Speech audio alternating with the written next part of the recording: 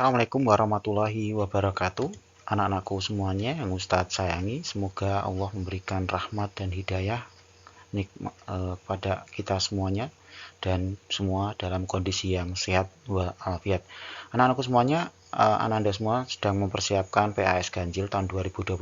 Hari ini Ustadz akan memberikan referensi pembahasan soal IPA tahun 2020, yaitu soal yang pernah muncul pada tahun kemarin. Ya, simak.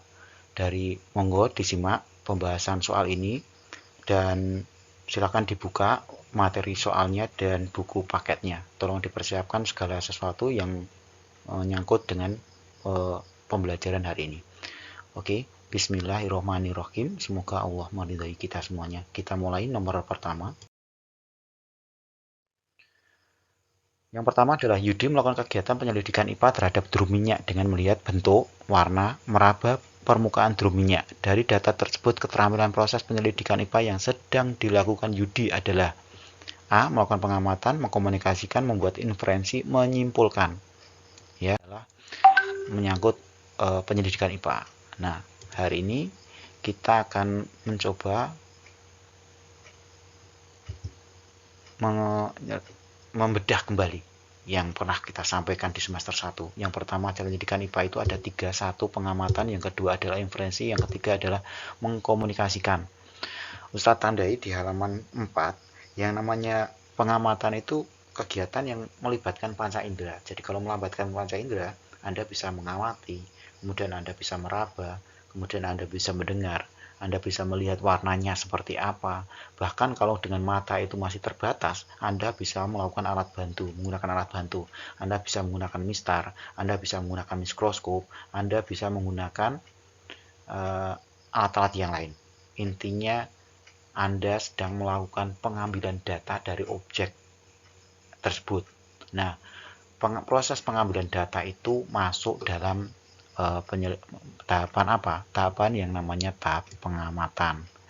Jadi jawaban dari soal nomor ini adalah A, ya. Adalah A, yaitu melakukan pengamatan. Kemudian gimana kalau inferensi? Inferensi itu adalah kegiatan yang terkait dengan penjelasan dari data yang sudah kita ambil. Data itu kemudian kita olah. Nah, kalau data sudah kita olah, maka harapannya kita bisa mendapatkan pola, bisa mendapatkan grafik, bisa mendapatkan diagram, sehingga kemudian kita bisa membuat kesimpulan. Makanya untuk mengolah data, sehingga kita bisa mendapatkan grafik, bisa mendapatkan diagram, bisa mendapatkan pola dari data-data yang ada, maka biasanya kita harus mengkombinkan dengan teori yang ada. Ya, dari tahapan ini sudah tahapan inferensi.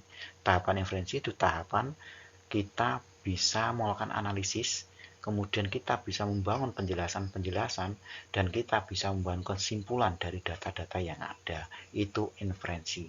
Nah, kemudian yang terakhir tahapannya adalah mengkomunikasikan.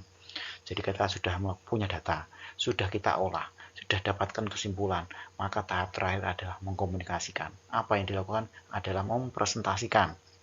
Ya. Oke, jawabannya sudah jelas, yaitu melakukan pengamatan. Kita lanjutkan, nanti Anda bisa baca di halaman 4. Soal nomor 2 adalah perhatikan tabel. Ada alat ukur, mistar, jangka sorong, neraca, kemudian ada stopwatch. Tugasnya adalah pasangkan antara alat ukur dan kegunaannya, ya. Alat ukur dan kegunaannya. Jadi kalau ini yang ditanyakan, oke, dimulai yang paling mudah. Stopwatch. Bentuknya apa ini? Ada jarumnya. Berarti kalau ada jarumnya, apa yang berhubungan dengan jarum? Kalau kita amati di rumah, yaitu jam. Nah, stopwatch itu kan bahasanya watch, itu kan juga jam. Jadi ini adalah 4 itu hubungannya dengan waktu. Maka ini jawabannya 4 itu adalah ki, ya. Kita lihat pilihan A, B, C-nya. 4 itu yang mana yang ada ki? Cuma ada 1, yaitu ini, ya. Maka sebenarnya bisa dipastikan jawabannya adalah yang B. Cuma karena ini sedang pembahasan soal, kita breakdown dulu, ya, poin ini. Kita urutkan dari neraca. Dari 4 ke 3 aja, ya. Neraca itu untuk mengukur apa? Neraca adalah untuk mengukur massa, ya. Massa itu adalah 3 adalah P. Kemudian jangka sorong digunakan untuk mengukur apa? Jangka sorong dan mistar itu sama-sama mengukur panjang. Cuma mistar itu sama jangka sorong, ketelitiannya adalah lebih teliti jangka sorong. Kenapa? Jangka sorong itu bisa meneliti sampai 0,05 mm. Berarti dia untuk mengukur yang panjangnya agak lumayan tipis. Maka ini jangka sorong adalah untuk mengukur apa? Dua hal yang pasti, mengukur panjang buku atau ketebalan kertas. Panjang buku lebih lebar dibandingkan ketebalan kertas kan, berarti jangka sorong itu untuk mengukur yang lebih tipis daripada panjang buku. Maka jawabannya jawabannya adalah R ya, bukan S. R. Maaf, R. Kemudian mistar itu adalah untuk mengukur panjang buku. Ini S, mohon maaf, S ya. S. Jadi 1S, 2R, 3B sudah sesuai jawabannya ya. Nanti tolong sambil dibaca. Oke. Yaitu bab pengukuran ya. Silahkan dibaca bab pengukuran, nanti ada pengukuran, ada satuan baku dan satuan tidak baku. Oke. Ada tinggi meja, usaha, waktu, volume, diameter, besaran pokok dan satuan SI yang benar. Besaran pokok dan satuan internasional yang benar. Maka yang namanya besaran pokok kan ada 7. Ya, ada panjang, massa, waktu, kemudian suhu, ya, kemudian intensitas cahaya, kuat arus, yang satunya jumlah zat atau mol ya. Maka ini yang kita lihat adalah besaran pokoknya. Besaran pokok yang jelas meter, kemudian joule bukan, sekon iya, waktu, kemudian meter lagi ya. Jadi jawabannya adalah yang 1, 3, 5. Jadi jawabannya adalah yang 1, 3, 5 ya. Jawabannya yang C, 1, 3, 5. Karena apa? Usaha dan volume itu sudah satuan dari besaran turunan. Kita lanjut. Perhatikan hasil pengukuran massa benda sebagai berikut. Jadi ini timbangan, ada satu di kiri, satu di kanan. Pertanyaannya, agar neraca dalam keadaan seimbang, maka kalau seimbang berarti sisi kanan dan kiri ini harus sama. Oke? Sama. Maka ini harus dihitung. Kita hitung sisi kiri. Yang pertama 500 gram tambah 1250. Hasilnya berapa? 1750. Oke, kita lanjutkan, kita hitung yang sisi berikutnya. Kita hitung sisi kanan. Ada 1 kilo dan 500 gram. Ya kan? 1 kilo dan 500 gram dijumlahkan. Karena ini kilo, yang ini kilo, maka ini harus dijadikan gram. Karena ini sudah gram, maka ini yang 1 kilo harus jadikan gram. Oke, jadikan gram. Nah, mohon maaf ada coretannya, tapi coretannya tadi. Jadi 1 kilo itu sama 1000 ditambahkan 500, maka ketemunya berapa? 1500. Mohon maaf, 1500. Ini salah ya. Ini 1500 ya. Ketemunya kalau ini 1500 berarti ini ketemunya 250 ya. Ini bukan 1250 ya. 1500, salah hitungan Ustadz ya. Oke, 1500 kemudian dikurangkan supaya seimbang kan, karena ini 1750 yang sini. Kemudian di sini ketemu ternyata 1500, maka ketemunya dikurangkan, ketemunya 250. Jadi jawabannya adalah yang A ya. Kita lanjutkan yang nomor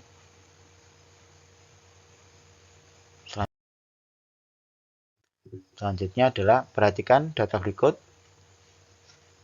Data yang menunjukkan besaran turunan. Besaran turunan, lawan besaran turunan ada besaran pokok. Nah, Ustaz sudah menuliskan besaran pokok itu ada panjang itu meter, kemudian massa itu kilogram, waktu adalah sekon, suhu Kelvin, intensitas saya kandela, jumlah zat mol, kuat arus ampere. Nah, manakah yang dari di antara 1, 2, 3, 4, 5 itu yang masuk besaran turunan? Berarti yang selain besaran pokok ini tinggi adalah meter. Meter berarti besaran turunan. Berarti ini tidak. Kemudian meter per sekon, gram, gram juga tidak. Karena sebenarnya gram itu satuan CGS-nya dari massa. Ya, satuan ini kan satuan SI. Kalau satuan CGS-nya berarti ini satuan gram, ya. Berarti masuk yang ini, ya. Berarti ini tidak masuk massa. Oke, kemudian besaran selain ini dan ini cuma ada 1, 2, 3. Berarti itu besaran turunnya hanya 3 ini. Berarti ada 2, 4, 5. Ya, jawabannya berarti yang D, ya, 2, 4, 5. Kalau Ustadz ingin menjelaskan lebih lanjut, kecepatan itu besaran turunan dari panjang dan waktu. Kemudian berat ini berarti berat itu kan berarti Wm kali G, massa kali kecepatan gravitasi. Terus cm kubik itu berarti besaran turunan dari panjang, ya. Berarti jawabannya D. Oke, kita lanjutkan. Kita lanjutkan, amati hewan-hewan berikut, ya.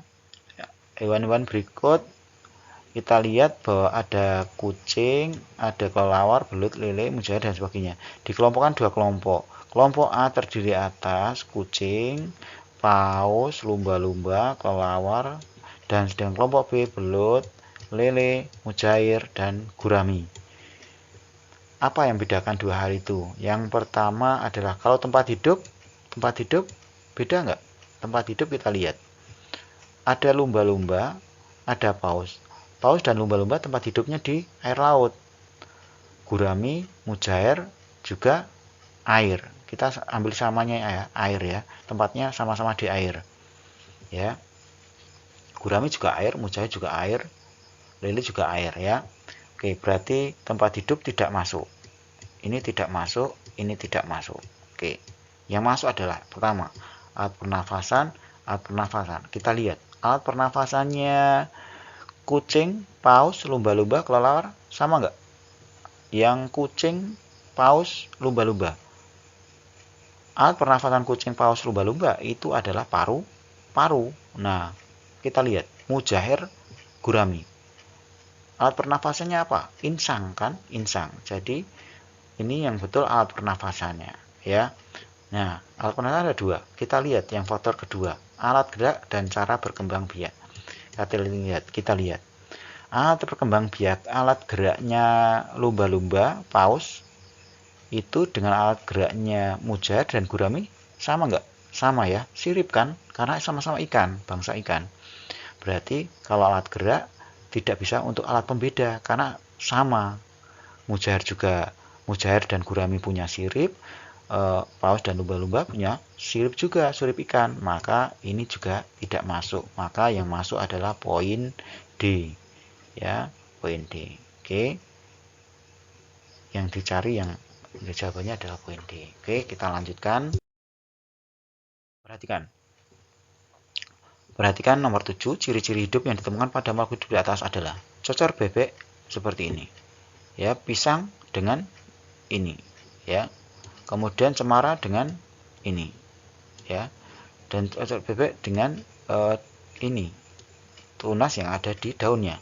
Maka ciri-ciri makhluk hidup ditentukan di atas adalah ciri makhluk hidup bukan bertunas ya, tapi berkembang biak, ya, berkembang biak. Jadi ada ini, berkembang biak, ya. Tapi ini cara berkembang biak vegetatif, oke. Yang penting berkembang biak, bukan bertunas, ya. Bertunas bukan ciri makhluk hidup, berkembang juga enggak, ya, karena ini yang ditunjuk yang kecil-kecil ya. Tumbuh juga enggak, ya. Oke, kita lanjutkan. Ya. Perhatikan kunci determinasi berikut. Kunci determinasi tumbuhan jagung. tumbuhan jagung. Yang pasti tumbuhan jagung itu tidak berspora. 1B ya. Kemudian tumbuhan jagung itu adalah berbiji. Jadi 1B 1B 2A 2A oke 1B 2A sebentar ini ada 1B 2A yang 2A ada 2 1B 2A. Nah oke kita lihat nomor 3 berbiji tertutup sama terbuka.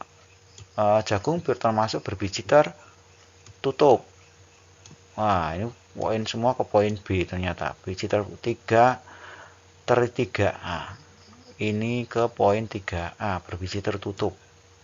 Berarti jawabannya adalah ternyata kalau mengikuti ini 3B, berarti bedanya di sini berbiji tertutup, ini berbiji terbuka, yang kita pilih ada yang berbiji tertutup. Tertutup juga nanti ternyata 4-nya 4B ya. Berarti ini ya. Jadi 3A ini Ustadz centang itu karena melihatnya poinnya poin 4 ya, bukan arah jawabannya. Tadi 3 yang betul 3A kemudian 4B ya, jawabannya adalah yang B. Oke kita lanjutkan. Perhatikan gambar hewan-hewan berikut P dan Q dan R kemudian S. Kelompok hewan protista ditunjukkan oleh gambar. Nah, Ustadz sudah mencarikan literasi berdasarkan PowerPoint yang pernah Ustadz bagikan dan beberapa gambar yang memang menyerupai soalnya ya. Jadi yang pertama yang harus Anda pastikan bahwa protozoa itu ada yang mirip hewan dan mirip tumbuhan. Nah, ini yang mirip hewan itu biasanya dibedakan berdasarkan alat geraknya. Alat gerak protozoa berdasarkan alat gerak itu ada 4. Ada Rhizopoda, Flagellata, Ciliata, dan Sporozoa.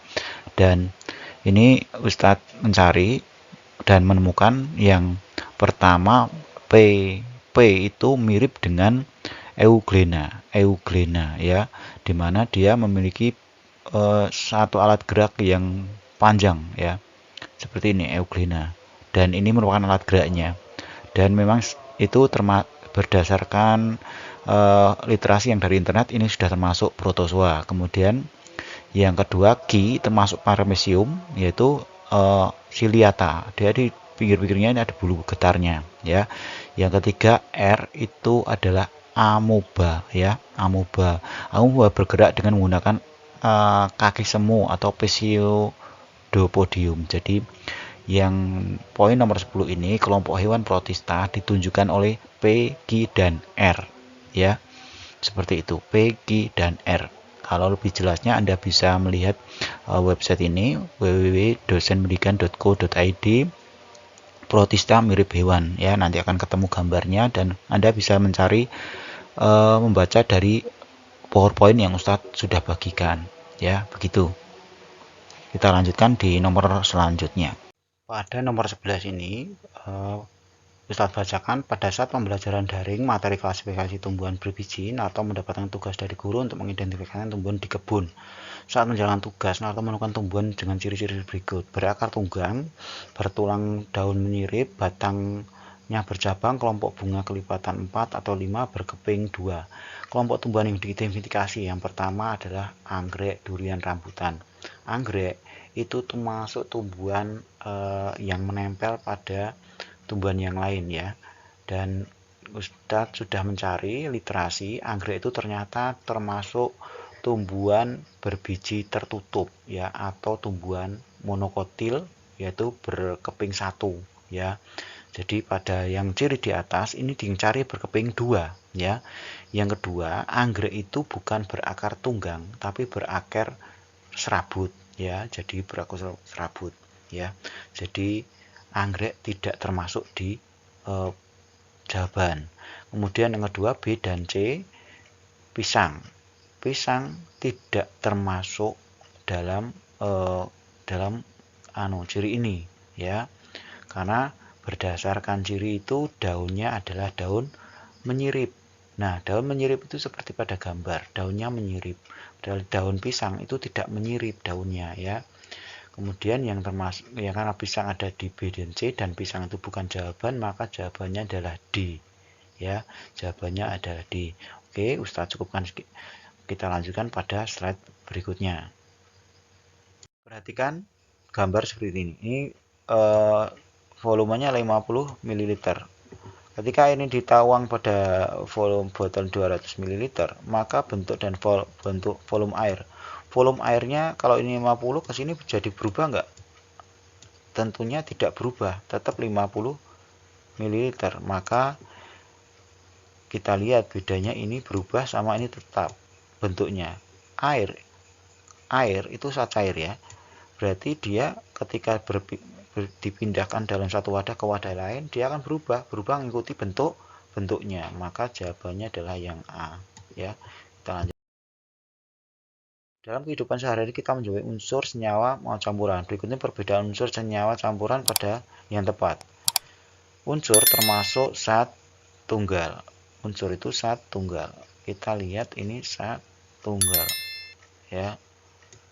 Kemudian betul ini zat tunggal, tapi ini campuran bukan zat tunggal. Jadi jawaban A tidak bisa dipilih. Walaupun A-nya yang unsur betul. Kemudian terbentuk melalui reaksi kimia, tersusun oleh beberapa jenis atom, tersusun dari satu atom. Senyawa itu tidak satu atom ya, ini salah. Kemudian yang ini terbentuk tanpa melalui reaksi kimia, terbentuk melalui reaksi kimia. Jadi yang senyawa itu terbentuk melalui reaksi kimia ya, ini salah. Kenapa? Karena senyawa itu contoh misalkan H dan O. H itu hidrogen, O itu juga H hidrogen, itu gas, kemudian O2 oksigen. Sama-sama gas ketika bercampur itu bereaksi secara kimia. Jadi H2O jadinya air. Dan itu bereaksi secara kimia. Apa dapat diuraikan? Dapat secara kimia. Nah, ini dapat diuraikan betul. Unsur itu tidak dapat diuraikan lagi ya, karena dia zat tunggal ya. Kemudian kalau campuran dapat diuraikan, bisa. Anda kalau lihat ada campuran itu yang mudah ketika Anda lihat dicampur antara campuran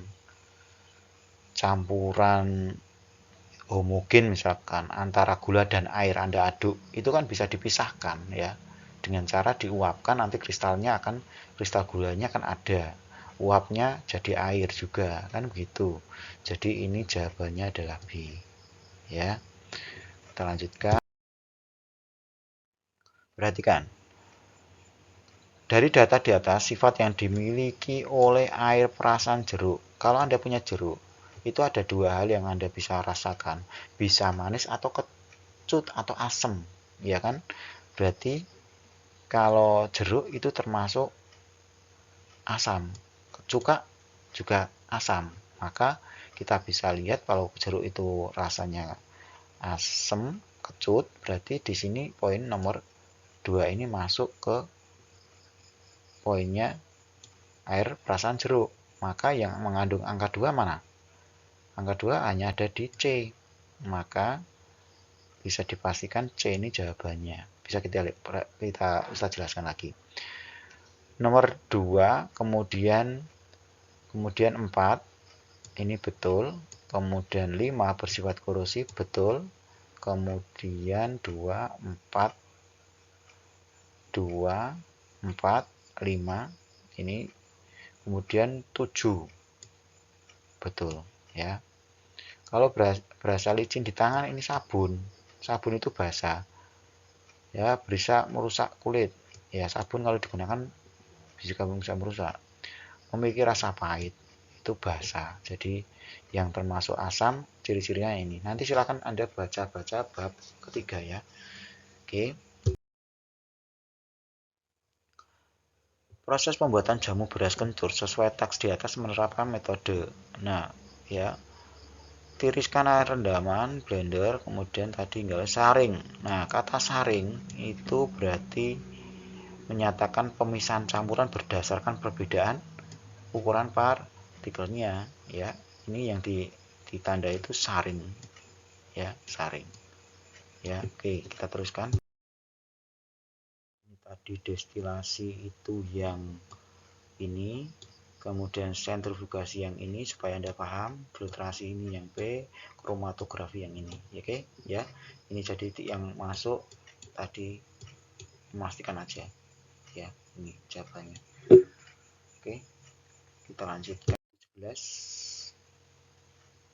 17 ini yang dinyatakan Ustadz langsung tandai, ya, perubahan kimia,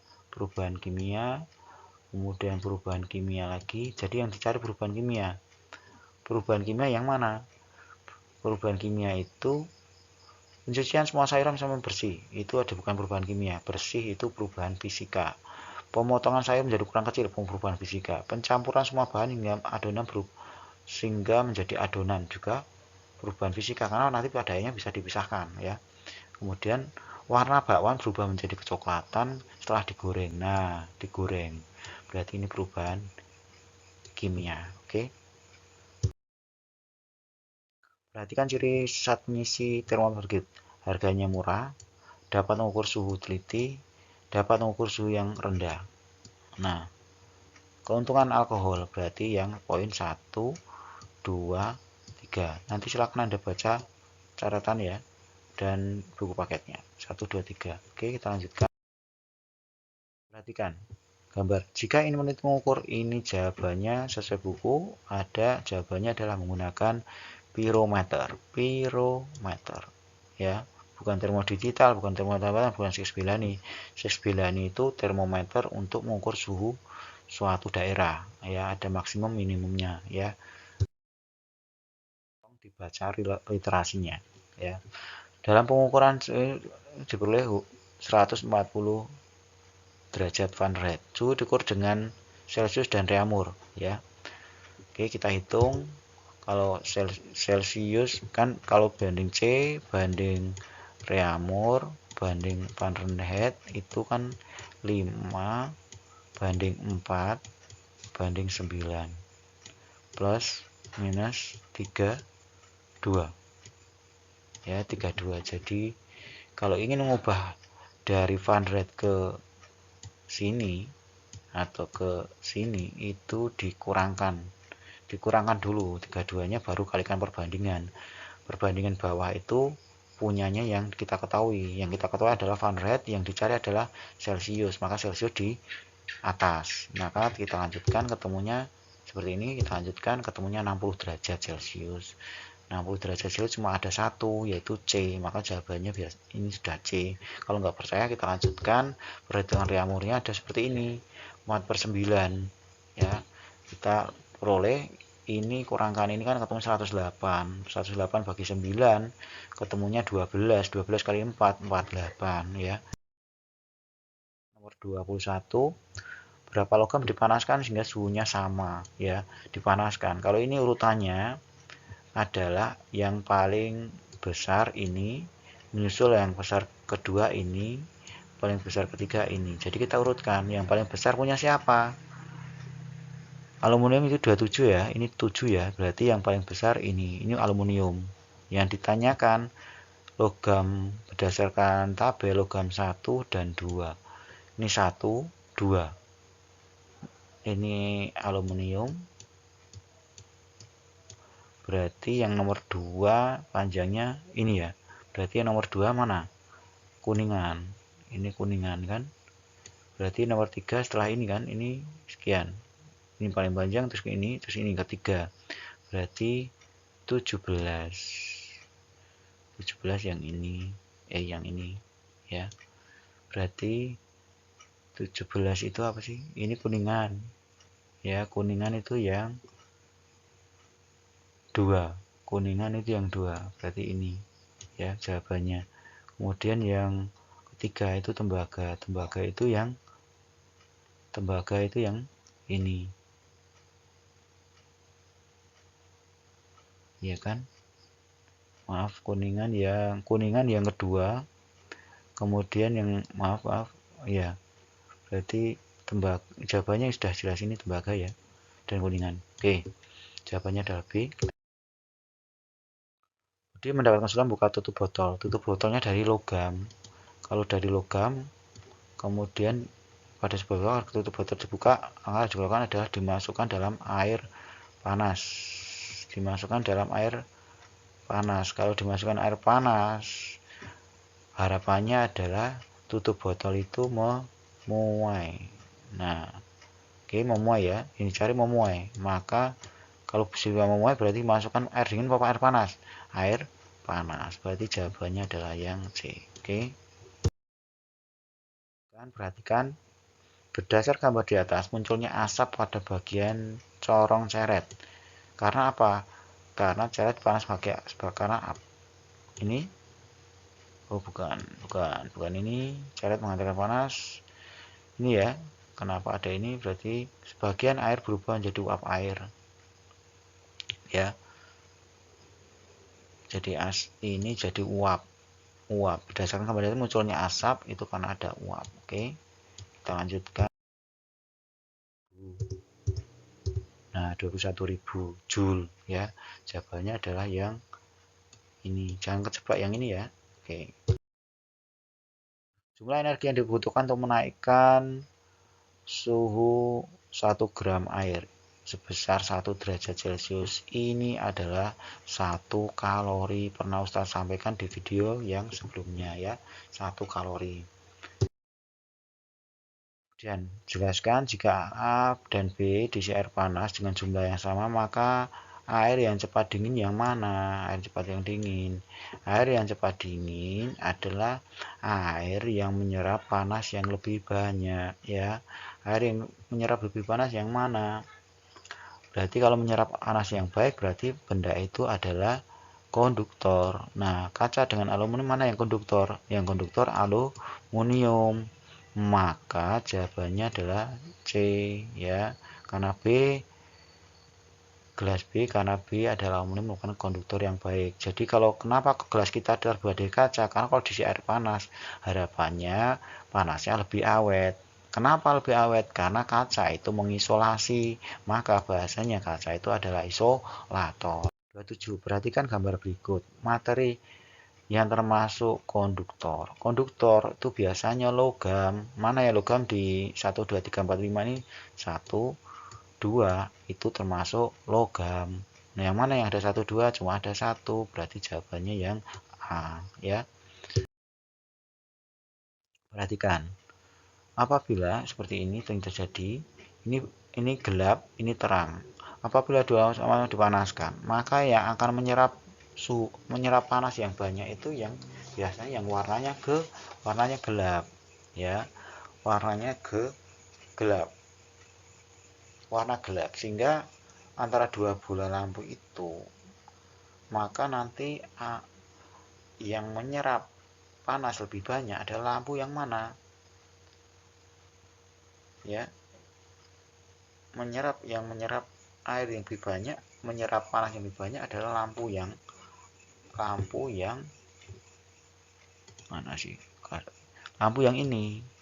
Sehingga karena ini menyerap panas lebih banyak, akibatnya panas disalurkan kepada cairan di bawah bola lampunya, sehingga cairan yang di bawah bola hitam permukaannya lebih tinggi ya, lebih tinggi. Maka jawabannya karena ini tinggi, di sini tinggi, maka di sini rendah ya.